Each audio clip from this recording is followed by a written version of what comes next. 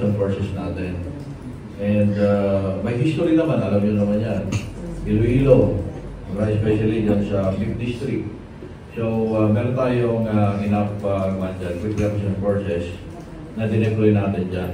If we compare it to other provinces or other districts, meron tayong special consideration sa ibang mga districts. And one of which ay dito sa 5th District ng Iloilo. What, anong district, bayan po and dito sa Capiz. Doon sa Capiz. Especially doon sa 1st District ng Capiz. So, meron tayo mga,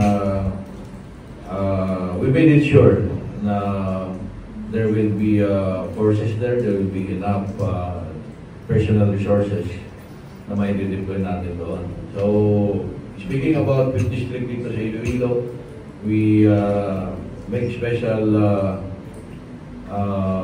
concern dito sa Ahoy, dyan sa part ng yung katabi ng Sala, Concepcion, dyan sa may sa Dionisio. So, yung mga natin dyan, yung mga kaibigan natin dyan, especially yung mga nagre-request ng additional forces na mga candidates dyan, you can be assured na we have more than enough troops to secure you.